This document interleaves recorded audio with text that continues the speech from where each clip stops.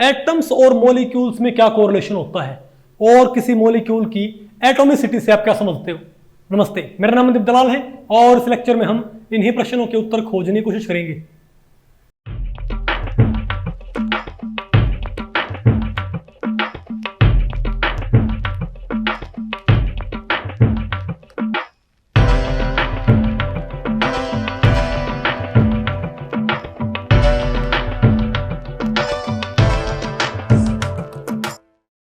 अब बताओ हम क्या पढ़ते हैं भाई, एटम्स एंड मॉलिक्यूल्स। ठीक है, हमने भी पढ़ा था। तो इस टॉपिक को हमने टोटल 3 सेक्शंस में डिवाइड किया हुआ है।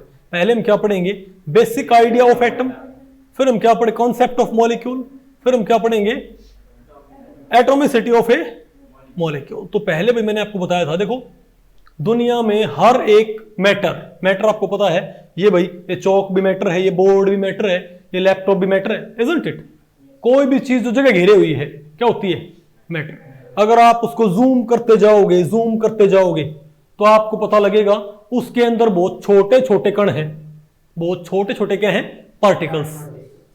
उन्हें क्या बोलते हैं, एटम्स। और ये पाया गया है कि भाई दुनिया में जितनी भी चीजें हैं ना, वो तकरीबन 100-150 एटम्स हैं टाइप, तकरीबन 100 के आसपास एटम्स हैं। क्या है, तकरीबन 100 के आसपास एटम की टाइप है, उनसे मिलकर बने होते हैं। जैसे आपने अगर हीरे को जूम किया तो उसमें भी क्या मिलेंगे आपको, छोटे छोटे टुकड़े, पार्टिकल। वो कौन से होते हैं, कार्बन के एटम। लेकिन अगर आपने लोहे को, एक यहां पर लोहे का टुकड़ा है और एक यहां पर क्या है, हीरा।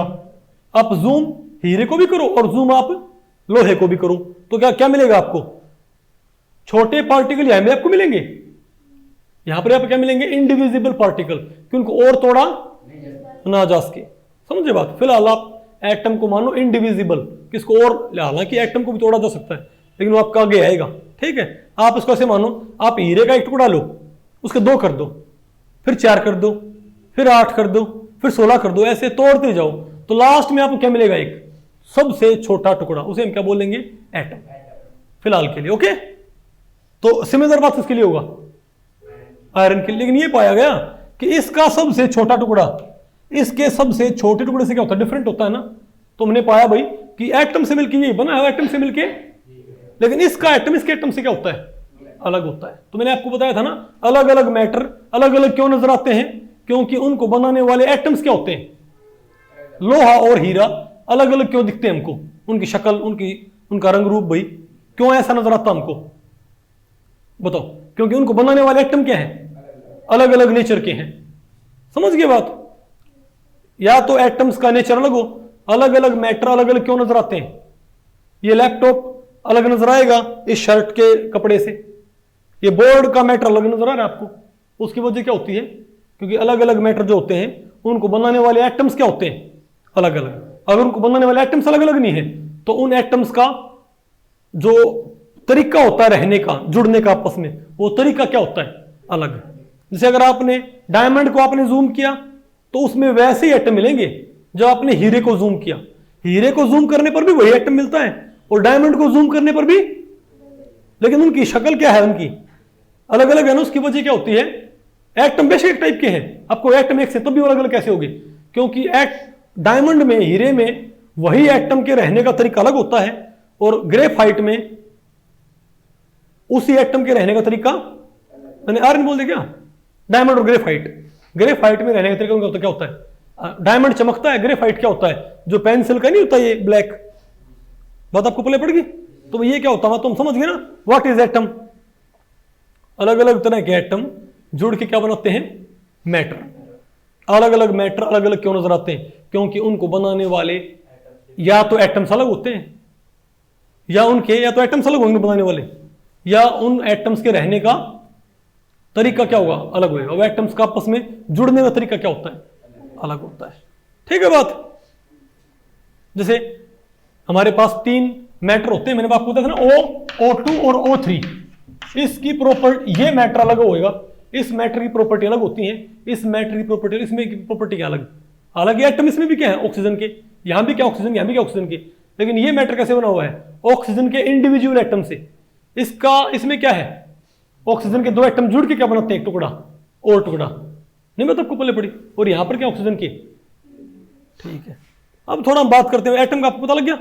फिर क्या हमारे पास कॉन्सेप्ट ऑफ मॉलिक्यूल, कि मॉलिक्यूल क्या होता है। तो भाई मैं आपको बताऊं, जो एटम होते हैं ना, सब फिलहाल हम उसको मान रहे हैं इनडिविजिबल पार्टिकल, सबसे छोटा टुकड़ा। लेकिन होता क्या है, कई बारी एटम आपस में जुड़ के क्या बनाते हैं, थोड़े बड़े टुकड़े, उन्हें क्या बोलते हैं, मॉलिक्यूल्स। जैसे अगर मान लिया एक एटम कार्बन का है, मान लिया ये एटम, ये गोला किसका है, ऑक्सीजन का एटम, और ये गोला किसका है, हाइड्रोजन का एटम, और ये गोला किसका है, हाइड्रोजन का एटम। तो अलग अलग है, तो ये क्या है, हाइड्रोजन, ये क्या हाइड्रोजन, ये क्या हाइड्रोजन। लेकिन अगर इस बड़े गोले से ये दो छोटे गोले जुड़ जाएं तो क्या बन जाएगा हमारे पास, वाटर, H2O। बात आपको पहले पड़ गई। तो मॉलिक्यूल की जो प्रॉपर्टी होगी ना, मॉलिक्यूल जो बिहेवियर होगा, वो उसको बनाने वाले एटम से क्या होगा, बिल्कुल अलग होएगा। हाइड्रोजन का जो बिहेवियर होता है, हाइड्रोजन की जो प्रॉपर्टी होती है और ऑक्सीजन की जो प्रॉपर्टी होती है, उनसे अलग गुण किसके होंगे, इसके, वाटर के। अरे आपको ये योगेश, ठीक है, नहीं आपको सुनना है। तो एटम्स जुड़ते हैं, एक बॉन्ड होता है कोवलेंट बॉन्ड। क्या होता है, आप आगे पढ़ोगे, थोड़ा आपने मेरे ख्याल से पढ़ा होगा छोटी क्लासेस में, है ना, अगर 10th पढ़ा होगा ना। अगर इलेक्ट्रॉन की शेयरिंग हो जाए तो क्या बोलते हैं उसको, कोवलेंट बॉन्ड। तो मॉलिक्यूल कैसे बनता है, जब दो एटम आपस में, देखो मैं आपको थोड़ा बताऊं आयनिक बॉन्ड में, यहां पर मैं आपको एक डिफरेंस आपको बताता हूं, ठीक है बात। देखो ये है Na और ये है Cl, तो फिलहाल इनमें कोई आपस में अट्रैक्शन नहीं है। लेकिन अगर ये जो सोडियम है अपना, ये एक इलेक्ट्रॉन इसको दे दे, तो जो इलेक्ट्रॉन देता है ना उसके ऊपर आ जाएगा 1 पॉजिटिव, और जो इलेक्ट्रॉन लेगा उसके ऊपर क्या जाएगा, 1 नेगेटिव। तो ये हो जाएगा सोडियम 1 पॉजिटिव और ये क्लोरीन 1 नेगेटिव। तो यहां पर कोई इलेक्ट्रॉन की शेयरिंग नहीं हुई है, इलेक्ट्रॉन पूरी तरह क्या हो गया, ट्रांसफर, यहां से वहां चला गया ना। तो अब इनमें आपस में एक जुड़ाव होगा, बिल्कुल होगा। क्यों, आपको पता है नेगेटिव चीज पॉजिटिव की तरफ खींचती है, पॉजिटिव पॉजिटिव से रिपेल होती है, नेगेटिव से नेगेटिव रिपेल होता है। लेकिन पॉजिटिव नेगेटिव क्या करते हैं आपस में, अट्रैक्ट। तो इनमें क्या होगा, आपस में अट्रैक्शन। तो इसको हम मॉलिक्यूल नहीं बोल सकते। क्यों नहीं बोल सकते, हालांकि दोनों आपस में जुड़ गए, Na और Cl एटम आपस में क्या होंगे, अट्रैक्शन फील करेंगे। Na और Cl आयन बोलते हैं इनको, फिर ये आपस में अट्रैक्शन फील करेंगे। लेकिन इनको हम क्या नहीं बोलेंगे, मॉलिक्यूल नहीं बोलेंगे। क्यों नहीं बोलेंगे, क्योंकि इनमें जो जुड़ाव है वो कैसा है, इलेक्ट्रॉन का ट्रांसफर होके हुआ है। इसको बोलते हैं आयनिक बॉन्ड। क्या बोलते हैं। दूसरी तरफ अगर मेरे पास हाइड्रोजन एटम है और हाइड्रोजन एटम है, और ये अपना एक एक इलेक्ट्रॉन शेयर कर लेते हैं, क्या कर लेते हैं, और उसकी वजह से उनमें बॉन्ड बन जाता है। ओके, तो इसको हम क्या बोलेंगे, कोवलेंट बॉन्ड। आपको हो गई नहीं, आपको जैसे आप इसको ऐसे मानो, मान लिया दो किसान हैं, आपको शेयरिंग क्यों करते हैं, मान लिया दो किसान हैं, एक के पास एक बैल है, दूसरे के पास भी एक बैल है, तो कोई भी धरती को जोत नहीं सकता।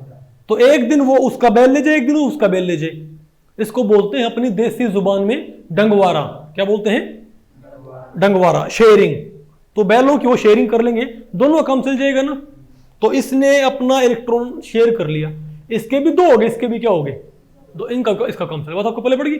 लेकिन जो आप ये बताओ, जो इंसान ऐसे बैलों की शेयरिंग करते हैं, क्या उनमें मुलाजा नहीं होता आपस में, उनमें थोड़ा आपस में क्या होता है, ज्यादा भाईचारा उनमें क्या होगा, ज्यादा होगा ना। उनमें अट्रैक्शन क्या होगा आपस में, उनके परिवार आपस में ज्यादा क्लोज होते हैं comparatively other families, isn't it. तो सिमिलर बात यहां पर है, तो यहां भी एक जुड़ाव हो जाएगा। तो इसको, तो इलेक्ट्रॉन की शेयर, इलेक्ट्रॉन ट्रांसफर होने के बाद जो बॉन्ड बनता है उसको बोलते हैं ionic bond. Ionic bond molecule के लिए रिस्पॉन्सिबल नहीं होता, लेकिन इलेक्ट्रॉन की शेयरिंग से जो क्या होगा, कोवलेंट बॉन्ड।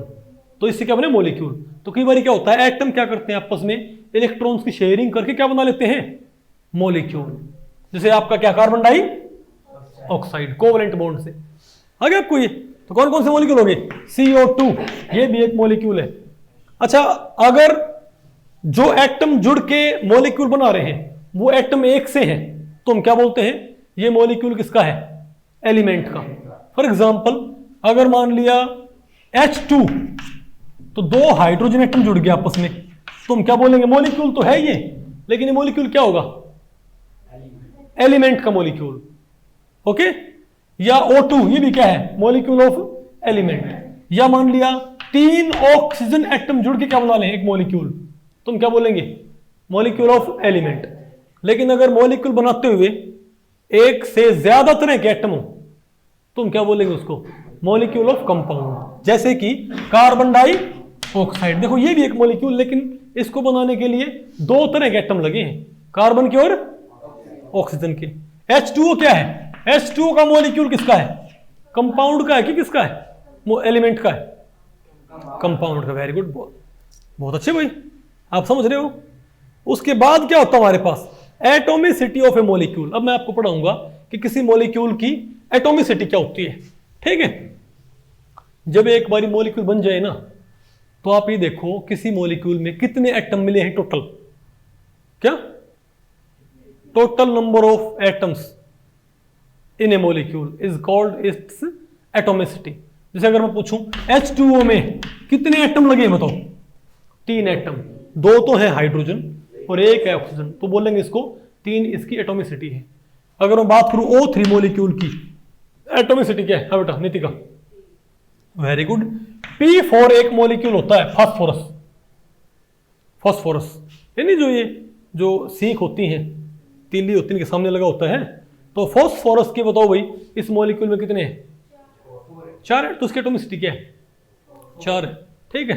हाँ बताओ भाई रोहित, ये बताओ CH4 की बताओ एटोमिसिटी क्या होगी,